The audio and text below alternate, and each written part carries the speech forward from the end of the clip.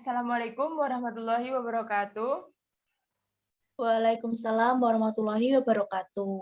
Di sini kami dari kelompok 8 ingin memaparkan hasil diskusi dari kelompok kami, yaitu mengenai masalah pengangguran. Pengangguran terbuka atau open employment, profil pengangguran, tengah menganggur, dan juga teknik perhitungan pengangguran. Dengan anggota kelompok, saya sendiri, Eriana Isnawati, nomor induk mahasiswa 18420643, dan Lilin Wulandari dengan nomor induk mahasiswa 18420632. Langsung saja yang pertama akan disampaikan oleh Lilin Wulandari. Pengangguran. Menurut BPS 2010, definisi pengangguran pada saat survei Angkatan Kerja Nasional atau Sakernas tahun 1986 sampai 2000 disebutkan bahwa pengangguran adalah mereka yang tidak memiliki pekerjaan, bersedia untuk bekerja, dan sedang mencari pekerjaan. Tetapi sejak tahun 2001 hingga kini, definisi pengangguran menjadi mereka yang sedang mencari kerja atau sedang menyiapkan usaha, diterima kerja tapi belum memulai usaha, serta tidak mencari kerja karena merasa tidak mungkin mendapatkan pekerjaan.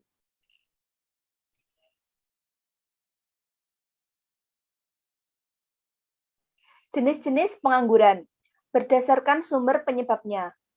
1. Pengangguran normal atau friksional. 2. Pengangguran siklikal. 3. Pengangguran struktural. 4. Pengangguran teknologi.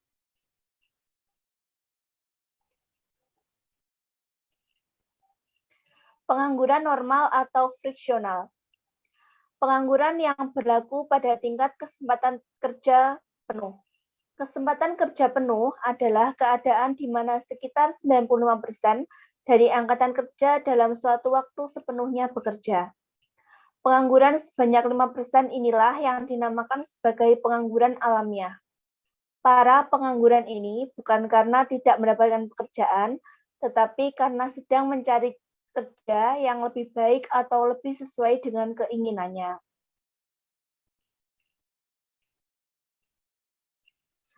Pengangguran siklikal. Pengangguran siklikal adalah pengangguran yang terjadi sementara waktu dalam jangka pendek. Pengangguran struktural. Pengangguran struktural merupakan pengangguran yang disebabkan oleh adanya perubahan struktur dalam perekonomian.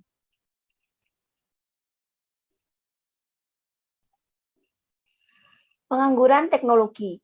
Pengangguran teknologi adalah kehilangan pekerjaan akibat perkembangan teknologi yang sedang terjadi. Perkembangan tersebut dapat berupa perubahan dari tenaga kerja manusia menjadi mesin atau menggunakan komputer.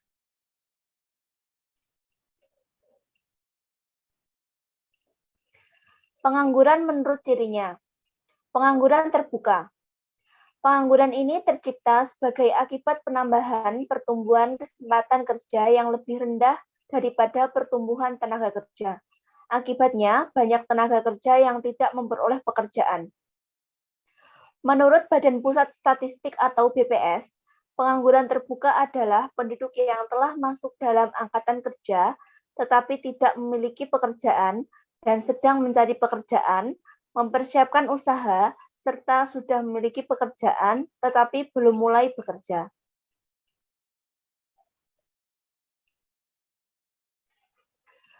Menurut BPS, pengangguran terbuka terdiri atas 1. Penduduk yang sedang mencari pekerjaan. 2. Penduduk yang sedang mempersiapkan usaha. 3. Penduduk yang merasa tidak mungkin mendapat pekerjaan. 4. Penduduk yang sudah punya pekerjaan.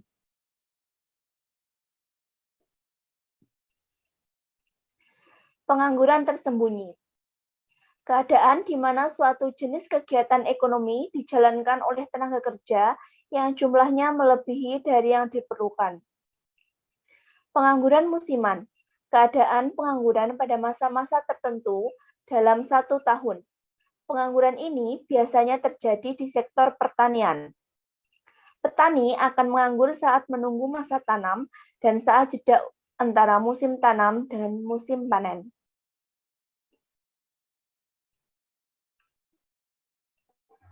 setengah menganggur, yaitu keadaan di mana seseorang bekerja di bawah jam kerja normal. Menurut Badan Pusat Statistik atau BPS, di Indonesia jam kerja normal adalah 35 jam seminggu. Jadi, pekerja yang bekerja di bawah 35 jam seminggu termasuk dalam golongan setengah menganggur.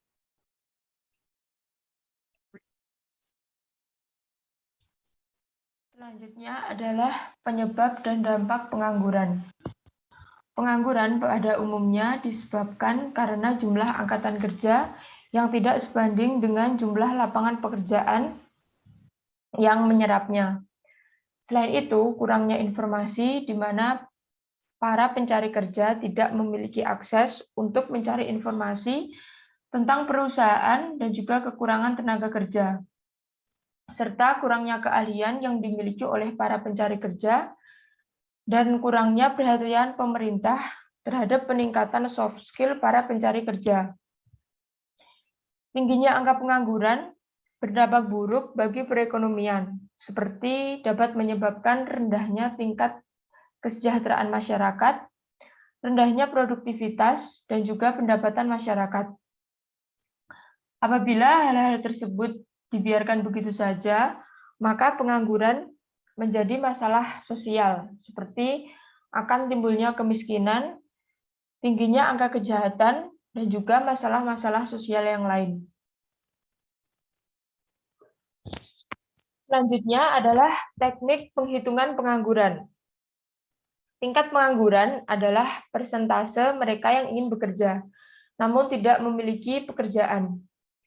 Tingkat pengangguran diperoleh melalui survei terhadap ribuan rumah tangga.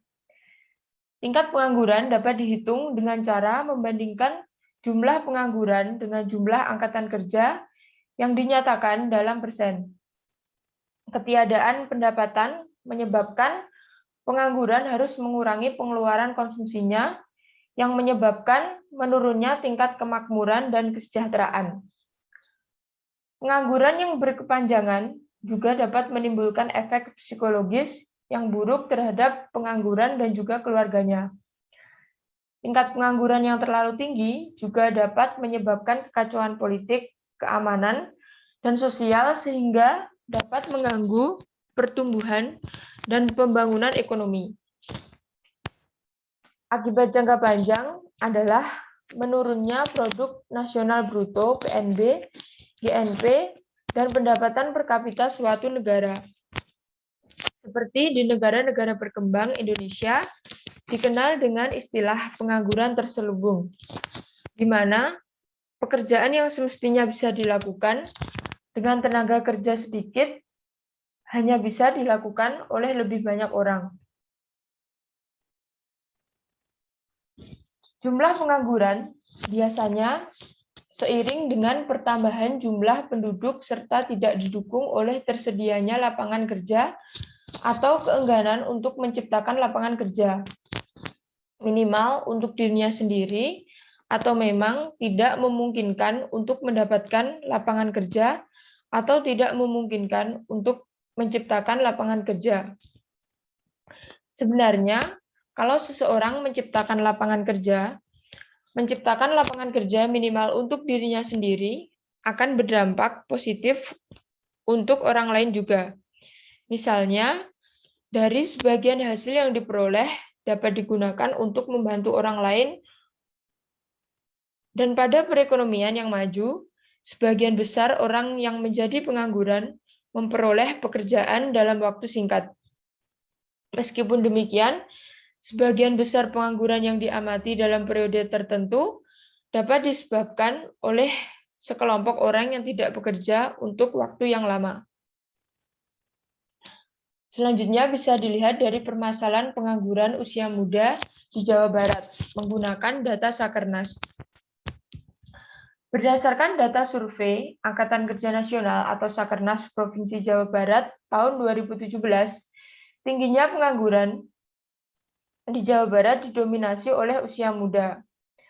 Dengan menggunakan regresi logistik, diteliti bahwa faktor-faktor yang berpengaruh terhadap pengangguran usia muda dilihat dari karakteristik demografi, sosial, ekonomi, dan regional. Hasilnya menunjukkan bahwa pendidikan berpengaruh terhadap peluang pengangguran usia muda di Jawa Barat tahun 2017. Semakin tinggi pendidikan yang ditamatkan angkatan kerja usia muda, maka terjadi kecenderungan untuk menjadi pengangguran usia muda pun lebih besar. Variabel modal manusia yang lain yaitu pelatihan tidak signifikan terhadap pengangguran usia muda di Jawa Barat tahun 2017. Angkatan kerja muda yang pernah mengikuti pelatihan dan yang tidak pernah mengikuti pelatihan tidak berpengaruh terhadap peluang menjadi pengangguran. Kemudian variabel yang lainnya yaitu umur, status perkawinan, status dalam rumah tangga, dan ukuran rumah tangga signifikan terhadap pengangguran usia muda di Jawa Barat tahun 2017. Peningkatan umur pada angkatan kerja muda akan mengurangi peluang menjadi pengangguran usia muda. Angkatan kerja muda yang sudah menikah berpeluang lebih kecil menjadi pengangguran usia muda dibanding yang belum menikah. Begitupun dengan mereka yang berstatus sebagai kepala rumah tangga yang memiliki kecenderungan lebih kecil menjadi pengangguran usia muda. Sementara itu, semakin besar ukuran rumah tangga akan mengurangi peluang menjadi pengangguran usia muda. Sedangkan jenis kelamin dan juga lokasi tempat tinggal tidak akan berpengaruh terhadap peluang pengangguran usia muda.